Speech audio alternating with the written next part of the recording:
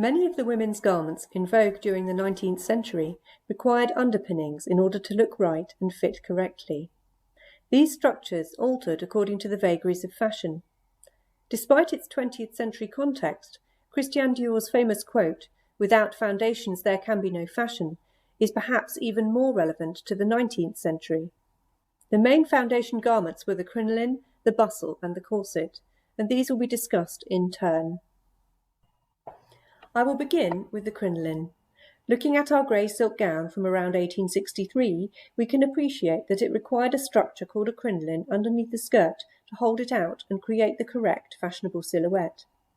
Crinoline shapes altered over time, and the crinoline style required for this garment would be flattened at the front, as in this V&A example from 1860 to 1865.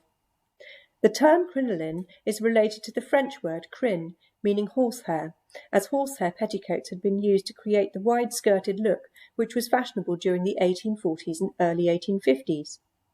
Soon a more flexible and lightweight understructure was developed. The steel-hooped crinoline cage was first used from around 1856, but other materials were also employed to make crinolines, such as cane or whalebone. There were even inflatable crinolines. Steel-hooped crinolines were the most popular and were mass-produced by firms such as Thompson's, a successful manufacturer of crinolines with sales worldwide. The fashion for wide skirts was everywhere, and crinolines were purchased by wealthy women as well as less well-off working women. They were seen as a much more lightweight and convenient understructure than the heavy, uncomfortable and hot petticoats that had preceded them. This fashion phenomenon was not without its detractors. Crinolines did cause accidents. There are accounts of women's clothing catching fire as a result of their wide crinoline skirts. Female factory workers also occasionally got their hooped skirts caught in machinery. Satirical magazines such as Punch commented on the wearing of crinolines, which cartoonists deemed absurd and worthy of mockery. In 1862, Punch published an article entitled "The Despotism of Dress," in which it was noted, "Not all the powers of ridicule nor the remonstrances of affection have been able to beat down that inflated absurdity called crinoline. It is a living institution which nothing, seemingly, can crush or compress." Despite the criticism, women appear to have embraced the crinoline. Initially, from the mid-1850s, the silhouette it created was that of a wide dome shape, which was of equal width all around. From the early 1860s, the flat-fronted look emerged, and this made it easier for women to get closer to objects and other people.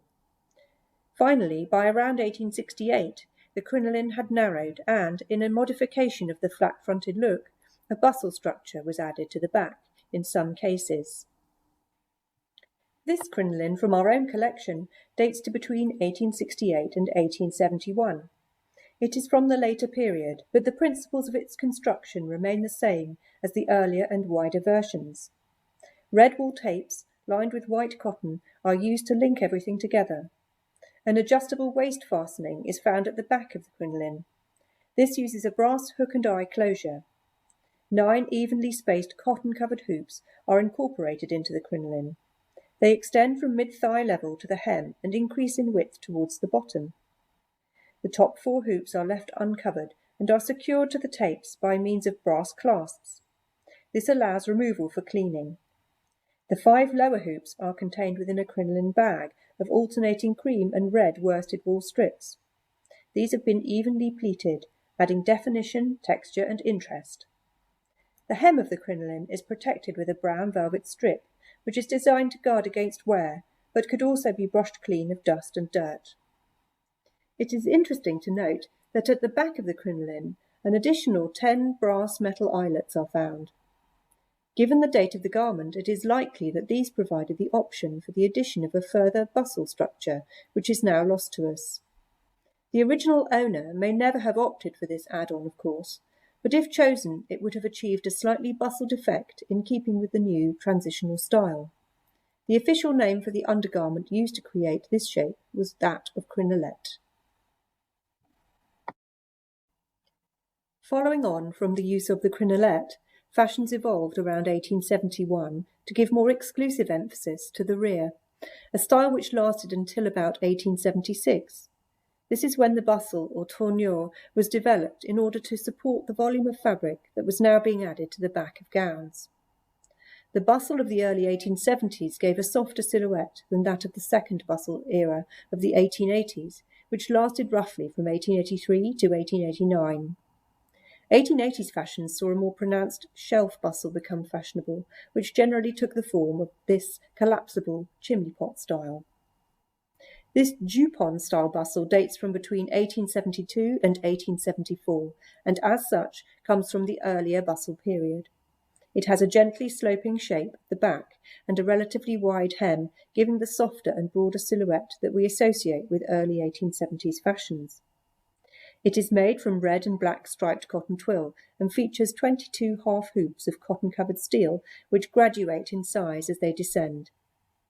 It is fastened with cotton-covered buttons at the centre front, and before the bustle is put on, 4 sets of black cotton tapes are tied together, forcing the hoops to bend to the correct shape. When not being worn, the bustle can be opened out and laid flat, which is convenient for storage. The upper hoops have been attached to a long, narrow section of fabric down the centre back, using similar brass clasps to the ones seen on the crinoline. However, in a different approach, it is also possible to remove the lower hoops using gaps in the fabric casings that enclose them. The ability to remove all the hoops meant that the rest of the bustle could be laundered without fear of the steel parts rusting. The final underwear item I wish to explore is a corset. Corsets, or stays as they were earlier called, were worn from at least as early as the 16th century. They were initially visible as part of outerwear, but later evolved into an important element of female underclothing. They were used to mould the body into the fashionable shape and functioned as a firm foundation for the outerwear above. 18th century stays established a basic framework for the corsets of the 19th century. During the 1900s, technological and fashionable developments went hand in hand and created the complicated and controlling structures that we now associate with the word corset. From around 1820, the unrestrictive straight stays of the 1790s and 1800s were modified in line with the newly fashionable hourglass figure. From this period until the early years of the 20th century, the fashionable female silhouette demanded a slender waist. Corsetry was almost universally worn, and to relinquish one's stays was seen as socially unacceptable. Technological innovations were soon to affect corsetry. During the late 1820s, metal eyelets were developed. These allowed corset laces to be pulled much tighter without tearing the fabric. From mid-century, the slot and stud fastening with a split metal basque, the basque is the rigid section at the front of the corset, took over as the standard means of closure, leaving the back lacing for adjustment only. The corset now had a strong framework, both front and back. It held the body in a stiff, upright position, making bending at the waist almost impossible. The basic 19th century corset structure was now established. From mid-century it was often strapless, enclosing the bust. The length of the corset differed according to the prevailing fashion, as did the extent to which it was boned and tight-laced. During the crinoline era of the 1850s and 60s, corsets extended just over the hips. They were not laced particularly tightly, since the waist already looked small in comparison to the wide skirts. When bodices clung to the body and extended over the hips during the 1870s and 80s, corsets were more heavily boned and made longer in order to control the figure. They were laced more tightly to emphasize the waist and bust. Whalebone or baleen, inserted into stitched channels, was the most common material for corset construction during the 18th century. It continued to form part of high-quality corsetry well into the 19th, though cheaper alternatives were sought and became more common. Steel, wood and cane were all used, but it was not until the 1890s that rust-proof sprung steel supports were successfully incorporated into corsets on a large scale. Basic construction methods also changed during the later 19th century. Bones or steels were now held inside casings, which were stitched onto the outside of the corset. From the 1860s, the sewing machine had a vital role to play in mechanization and mass production, which in turn led to affordability. Steam moulding was also incorporated into corset production from the 1880s onwards. Finished garments were coated in wet starch and put onto steam-heated copper moulds. This set them permanently to the desired shape. This corset was produced during the 1880s, when tight lacing was at its height. This example has 36 metal eyelets for lacing. It is perhaps no coincidence that the adult gown, with the narrowest waist in the Olive Matthews collection, a mere 21 inches, dates from the early 1880s. This was a time when some doctors, dress reformers, and satirists were voicing concerns about the safety of tight lacing, but the problem was not a new one. This cartoon dates from as early as the 1820s. Our corset is made from black cotton sateen, which is durable but still has a glossy, shiny quality. The top edge is trimmed with scalloped cotton braid, once of a similar colour to the corset, but which has faded over time. The embroidered areas on the outside of the corset are called flossing. This decorative feature was devised during the 19th century and also had a practical purpose, that of preserving the life of the corset. It strengthened the ends of the boning channels, where the bones might have poked through as a result of continued wear. The bones themselves are of steel. Evidence of some rust marks is seen on the inside of the corset. The complex nature of its construction is clear from the many lines of stitching visible in this view. This corset has a straight front busk and fastens with studs and loops at the centre front. Busks could also be spoon-shaped at this period, curving over the abdomen in order to control it as much as possible. This corset is further reinforced with string cording, which has been stitched by machine, a skilled operation which by this date involved the use of special sewing machines with many needles stitching simultaneously.